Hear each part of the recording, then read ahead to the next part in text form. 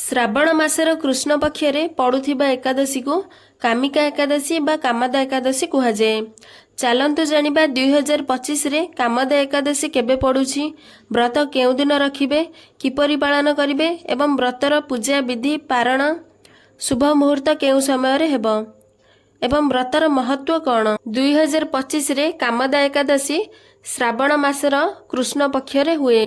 एकादशी तिथि आरंभ 20 जुलाई रविवार 2 प्रहरु 12:13 एकादशी तिथि संपूर्ण 21 जुलाई सोमवार सकाळ 9:38 जाए अछि। एमितिरे कामदा एकादशी व्रत रखाजिब 21 जुलाई सोमवार दिन। एही दिनर विशेष कथा हैला एहा जे एही वर्ष कामदा एकादशी दिन श्रावण मासर द्वितीय सोमवार मध्य पड़ुछि। एही दिन हरिहरंकर व्रत करिबा द्वारा सबु कष्ट दूर होई जाइथाए।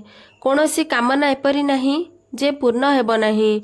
माना जाए जे एही दिन महादेव एवं विष्णु को पूजा करिबा द्वारा मनुष्य जन्मरु मोक्ष मिलिथाए।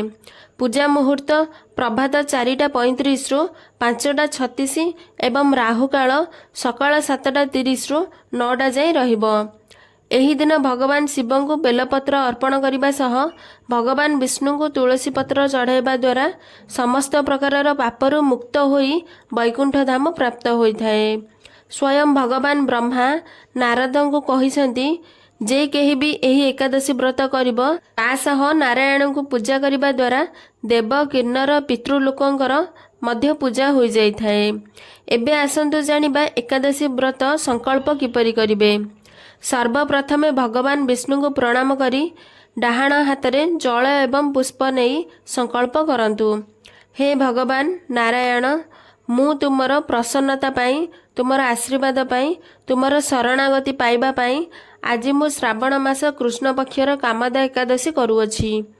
हे भगवान, मते तुम शक्ति भक्ति अनुकंपा प्रदान करी मोर व्रतर रक्षा करंतु।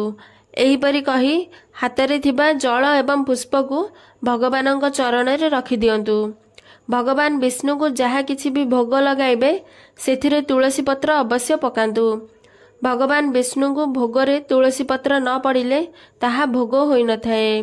आपण तुलसी पत्र को दशमी तिथि एवं एकादशी तिथि रे केबे भी तोलिबे नहीं, ता पूर्व दिनरु तोली रखिथिबे। जदि आपणक तुलसी पत्र मने नहीं तोलिबाकू तेबे तुलसी गछ मूलरे पड़िथिबा तुलसी पत्र को गोटेई आनी भोग करि परिबे।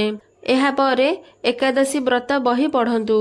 जदि आपण कार्य व्यस्तता हेतु एकादशी व्रत बही पढ़ी पारु नाहंती तेबे आपण आम चैनल को सब्सक्राइब करि दियंतु। आम चैनल रे एकादशी व्रतर संपूर्ण कथा एकादशी दिन सकाळ 7टा भितरे मिली जिवो, जहा द्वारा आपण न पढ़ी मोबाइल रे भी संपूर्ण कथा सुनी परिबे एवं जानी परिबे। एहा परे भगवान विष्णुंकर मंत्र ओम नमो भगवते वासुदेवाय एही मंत्र को जप करंतु। एहा परे 22 जुलाई को पारण करंतु। आपण जहा किछि भी खाइबे प्रथमे भगवान को समर्पण करी ब्राह्मण भोजन कराई दान धर्म करी खाद्य खाई परिबे।